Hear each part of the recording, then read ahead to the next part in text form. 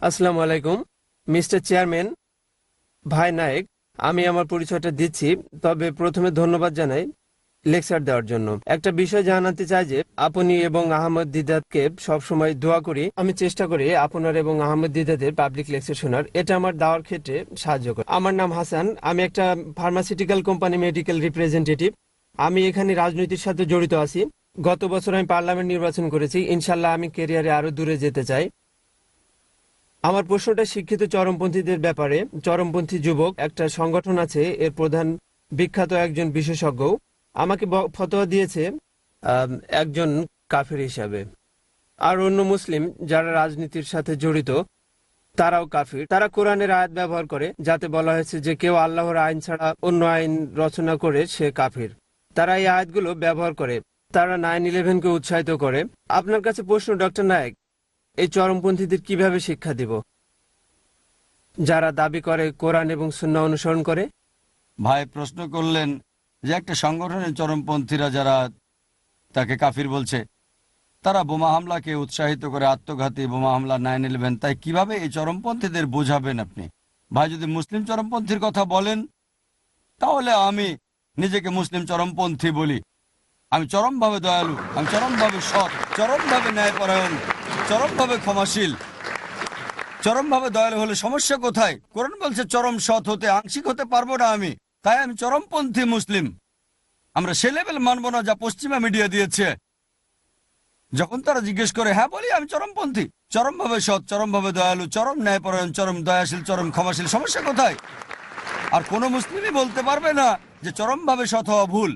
অন্যরা আংশিকভাবে সৎ, আংশিক ন্যায়পরায়ণ, তাই আমাদের চরমপন্থী হতে হবে। যদি সে চরমপন্থী মুসলিম হয়, প্রত্যেক মুসলিমকে চরমপন্থী হতে হবে, তবে তা হতে হবে সঠিক পথে, ভুল পথে হওয়া যাবে না। আমরা চরম জালিম হব না, চরম অসৎ হব না। তাই মিডিয়া যদি বলে কিছু মুসলিম হচ্ছে চরমপন্থী, আমি বলি প্রত্যেক মুসলিম চরমপন্থী হওয়া উচিত। প্রত্যেক মুসলিমকে মৌলবাদী হতে হবে। যদি মৌলবাদী না হন, আপনি ভালো মুসলিম হতে পারবেন না, আমলকারী মুসলিম না। তাই মিডিয়া আমাদেরকে যে লেভেল দেয়, আমরা সেই রকম না, সেরকম মৌলবাদী না, সেরকম চরমপন্থী আমরা না। আমি একজন চরমপন্থী। আপনি যেটা নিয়ে বলছেন সেটা হয়তো উগ্রতা। একজন উগ্র আর চরমপন্থীর মধ্যে পার্থক্য আছে। এখন আমি জানি না আপনি কার কথা বলছেন, হতে পারে XYZ, তাই আমার জবাব সেই ব্যক্তির ক্ষেত্রে প্রযোজ্য হতেও পারে, নাও পারে। তবে আমাদের নবী মুহাম্মদ সাল্লাল্লাহু আলাইহি ওয়াসাল্লাম বলেছেন যে যদি একজন মুসলিম আরেকজন মুসলিমকে কাফির বলে, তাহলে সেটা তার উপরে ফিরে আসে। তার মানে সে নিজেই কাফির হয়ে যায়। কে বলেছেন? নবীজি মুহাম্মদ সাল্লাল্লাহু আলাইহি ওয়াসাল্লাম। তাই আপনি যদি মুসলিম হন আর কেউ আপনাকে কাফির বলে থাকে, তাহলে যে বলবে সে কাফির হয়ে যাবে মুহাম্মদ সাল্লাল্লাহু আলাইহি ওয়াসাল্লামের হাদিস অনুযায়ী। যদি আপনি কুফরি কাজ না করে থাকেন, আর যদি সে প্রমাণ দেখাতে না পারে ইত্যাদি, অন্যথায় সেই কুফর তার কাছে ফিরে আসবে। এবার এই প্রশ্নে আসি যে যারা 9/11 বা লন্ডন বোম্বিংকে সাধুবাদ জানায়, তাদের কিভাবে শিক্ষিত করবেন?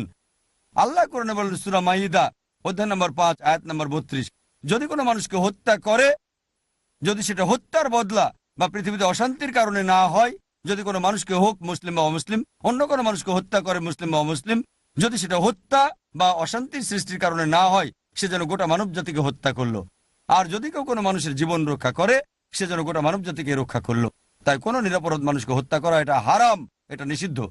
আমরা জানি যে 9/11-এ নিউ ইয়র্কের টুইন টাওয়ারে হামলার ফলে 300-এরও বেশি নিরপরাধ মানুষকে হত্যা করা হয়েছে। লন্ডন বোমা হামলায় গত বছর 50 জনের বেশি মানুষ নিহত হয়েছে। এই গত মাসে বোম্বেতে 11 জুলাই 2006 2000-এর বেশি মানুষকে হত্যা করা হয়েছে। নিরপরাধ মানুষকে হত্যা করা হারাম। ইসলামের সামান্য জ্ঞান থাকলে কেউ এই কাজ করবে না। কাজে নিন্দা করতে হবে যে ইসলামে হারাম এটা। তবে অনেক মুসলিম এই কথা বলেছে, বিশেষ করে ইংল্যান্ড এবং USA-তে প্রথম পাতায় পড়েছি। কিন্তু এটুকু বলে শেষ কেন? সেটারও নিন্দা করতে হবে যে হাজার হাজার মানুষকে আফগানিস্তানে হত্যা করা হচ্ছে, হাজার হাজার মানুষকে ইরাকে হত্যা করা হচ্ছে, হাজার হাজার লোকদের হত্যা করা হচ্ছে বসনিয়ায়, গুজরাটে। এগুলো আমরা বলি না কেন? যখন কাউকে আমেরিকায় জিজ্ঞেস করি যে এগুলো বলছেন না কেন, ভাই জাকির অবস্থাটা এমন যে এর বেশি বলতে পারি না। অবস্থাটা কি? কাকে ভয় পাচ্ছেন? আমি বোম্বে শহরে বাস করি, মাশাআল্লাহ, একটা শহর, একটা দেশ যেখানে জীবনেরও হুমকি থাকে, কিন্তু আল্লাহ আছেন, মাশাআল্লাহ, তিনি রক্ষা করেন, আলহামদুলিল্লাহ।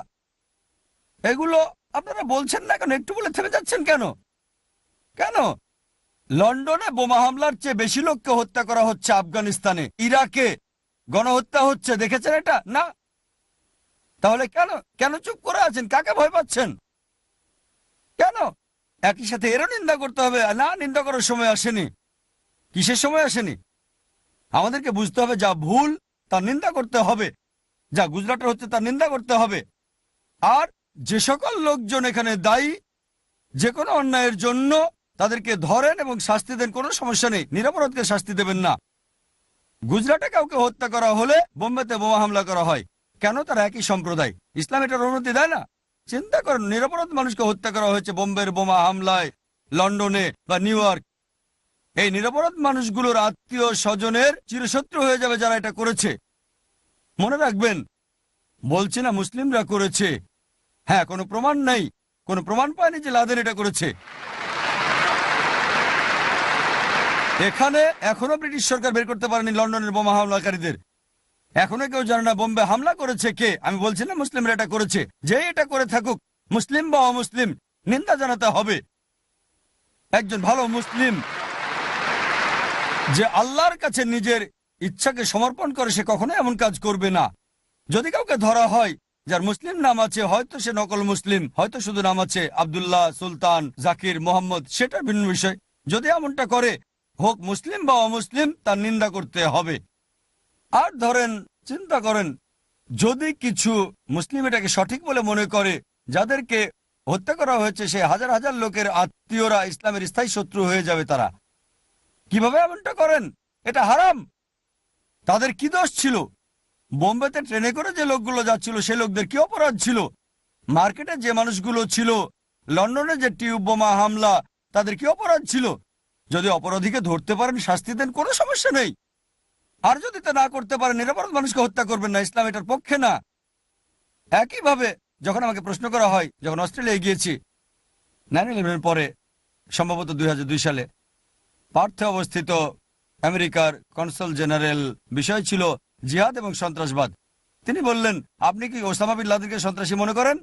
বললাম, দেখেন, ওসামা বিন লাদেনকে চিনি না, তার সাথে দেখাও হয়নি, সে আমার বন্ধুও না, শত্রুও না।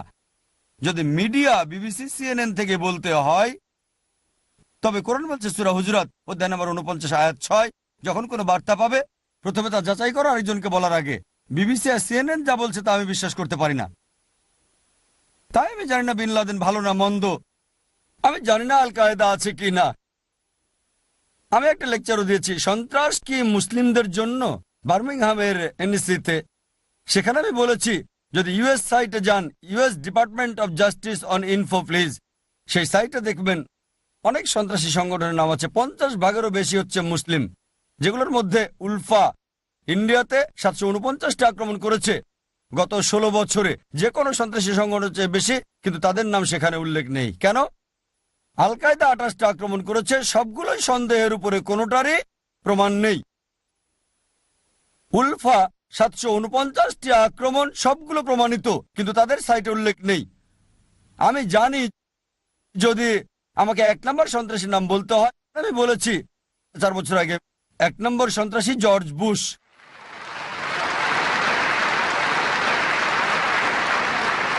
আমরা জানি আফগানিস্তানে হাজার হাজার লোককে হত্যা করেছে, ইরাকে হাজার হাজার লোককে হত্যা করেছে, আমরা জানি। আর সেই সময় এটা অস্ট্রেলিয়ার পত্রিকার হেডলাইনে এসেছিল, ডক্টর জাকির নায়েক নিজেকে মৌলবাদী বলেছে আর বলেছে জর্জ বুশ 1 নম্বর সন্ত্রাসী, শিরোনাম হয়েছে।